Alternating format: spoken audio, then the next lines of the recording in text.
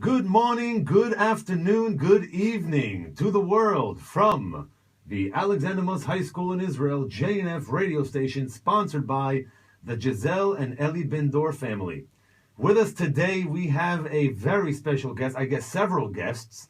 We'll start with Mr. Jeffrey Davis, chair of the JNF New England Board of Directors, with his lovely wife Sandy Davis and Rachel, their daughter, outside the room. Hi, Rachel. Hi. Jeffrey Davis is also on our National Board of Directors at the Alexander High School in Israel. We're very excited to have you here with us today on the Saw You at Sinai show with your host, Lior Sinai. Well, thank you. Thanks for inviting me. Oh, you're always welcome, and we're so happy to have you here. Tell me, Jeffrey, you've been now with JNF for what, 20 years? I'd say 17 or 18. I lost count. You lost count. It's like being married. How did this marriage take place? What was the kickoff? Somebody asked me 17 years ago if I wanted to support an organization that supported Israel, and was I ready to work? But there are so many out there. Why JNF? Because the JNF is Israel, and is the land of Israel. Opa, see? Now you're talking. No other organization could give me direct access to helping the land. I thought that was important because I sort of saw the JNF sort of like a Maslow's hierarchy of needs, with the first stage, being Israel. That without a secure and successful Israel, there was no foundation to build Jewish life around the world with. Amazing, and we're in full agreement, and thank you for that. Well, of course you do. So let's go back in time just a few years. What was your first encounter with Israel? My first encounter with Israel, if I can remember properly, was 1976. I came here because my girlfriend was here, and I was worried she was going to find herself a nice Israeli boyfriend, so I chased her here. So having nothing to do with Israel, right? Not as much about Israel, but I fell in love. I spent a lot of time traveling the country from Russia, Nikra, to the north, all the way down to Sharm el-Sheikh, because it was during occupation. Spent a lot of time in the Sinai, in the Negev, Santa Catarina, through the whole country. It was just a spectacular time, great time. And what was following that experience? Was there something was there an aha moment you had during that visit that kept you engaged, or was it just a great, amazing journey that you kind of took on and moved on in life? I think it was an accumulation of things. It's sort of like dating, You have to make friends first, and then have affection, and then you fall in love. And I spent time in the north, and I spent time in the Galilee, and then I spent time in the Negev and the Sinai, all the cities, and then I spent time on Yeshiva, or Sameach in Givat Ada. And then I remember, before leaving, going to Jerusalem, and it just all hitting me. The accumulation of everything that was happening, of the friends I had made, the experiences, sort of bringing to life thousands of years of personal history that I was unaware of into one moment. That's a big aha moment. Well, for me it was. It's amazing. Right. That is amazing. Right. And then, so following that experience, you've been here now several times since. You've been involved with JNF at least 17, 18 years, as well as in other capacities, I imagine, in supporting Israel. And you've had multiple visits to Israel. What if you can put your finger on something? Where have things gone from 1976 to this day? Now, we don't want to hold Megillah, but the crux of it, what's been going on here? What's your experience? Well, I think that Israel's a maturing nation. I think it sets an example to the rest of the world, and that was always the responsibility. It sets an example of what you can do with the environment, what you can do for people, what you can do for the disabled, what you can do for children, what you can do with science and technology, what you can do if you put your mind to it and work together as a unified force. And I think that it's an example to other people. Some people don't want that model of what people can do when they want to do something special and do something together. So Zionism succeeded. Well, I don't see it as a finished product. Great. It's a process. It's a process. We could be still at the beginning of the process. Who knows? So what's the next step in this process? Well, it's not my decision. I'm only one of the soldiers, but I think it's to continue to build a country that sets an example to the rest of the world. In all these areas, I covered science, I covered medicine, technology, schools, parklands, water, environmental research. I mean, there's a lot of things that have to be done to survive in this world and to make it a better place. And I think the JNF is trying to be there and be at the forefront of knowing where these new endeavors need to be and where we need to invest, and to help people to invest, not just where the country needs help, but where people have interest in helping. So fast forwarding to 2012, 2013, there was the Jewish world was shaken up by a merger that took place between JNF USA, or an acquisition, JNF USA and the Alexander Amos High School in Israel. What was your initial reaction to that idea? Were you part of this process, and what was it like for you? Well, we all remember things differently, but I remembered a phone call one night. I was in my bedroom with my wife, and it was Russell calling. I don't get many calls from Russell on the hotline. Just on the right time, huh? And he asked me if he could talk to me about a particular idea that he had. And he was telling me that he was thinking about a merger with a high school in Israel and what my thoughts could potentially be in that area.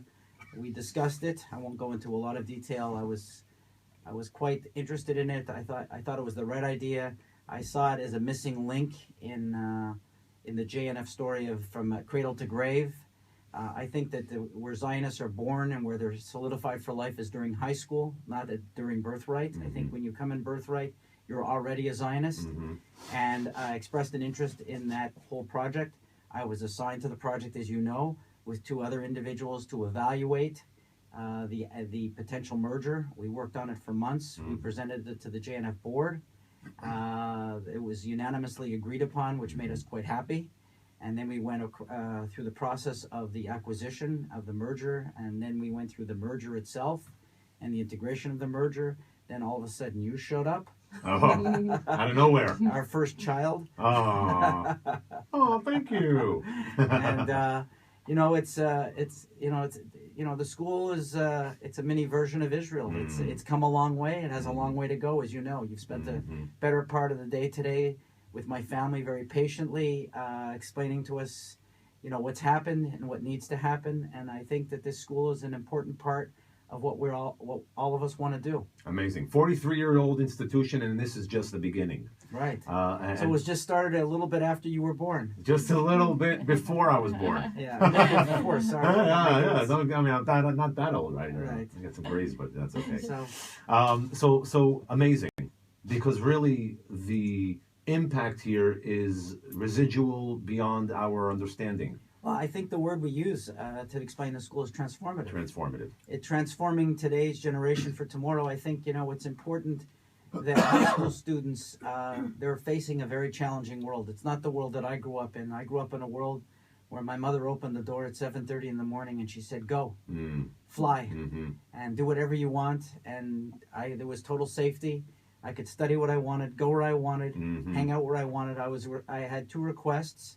It wasn't even do well in school. The two requests were come home for dinner and sleep in your bed at night.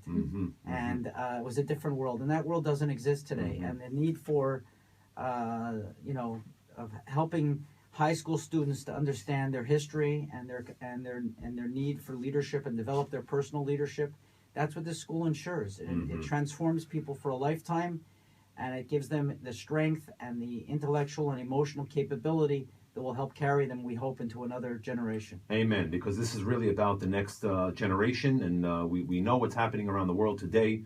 So really, this is the solution, if you will, impacting our next generation. So let me ask you your last question for now, till the next time we meet, of course. What is your hope and expectation for this next generation to take upon themselves?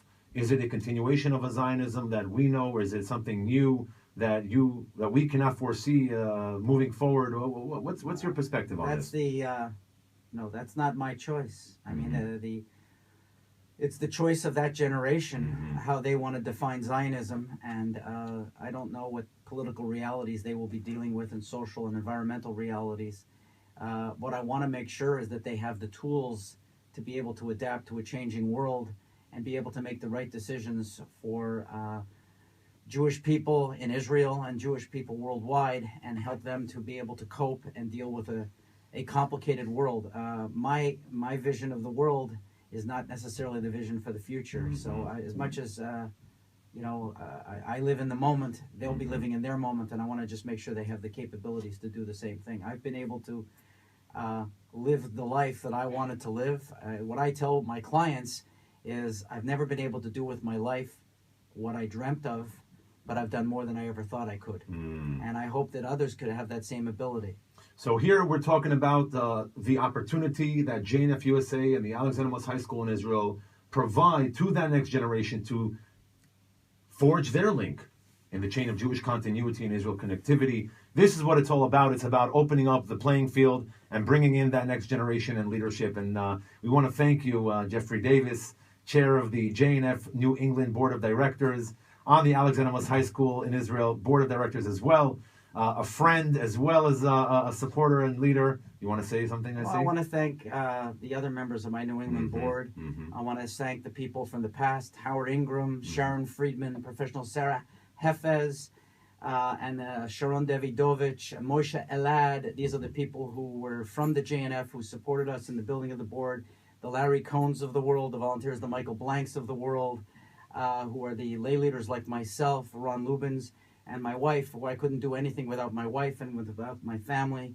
I want to thank all of us. It took a lot of people, Todd Patkin, to be able to support the efforts that I do. Nothing happens in isolation. We're a very committed group in New England. I want to thank Russell Robinson and everybody in the JNF in New York, and you and your staff as well. So it takes a lot of people to build a school and to build a JNF. Takes a village, that's for sure. Well, thank you so much for your time here on campus at our radio station here, the AMHSI-JNF radio station, sponsored by Giselle and Eli Ben-Dor. Once again, this was Saw You at Sinai with your host, Lior Sinai. I'm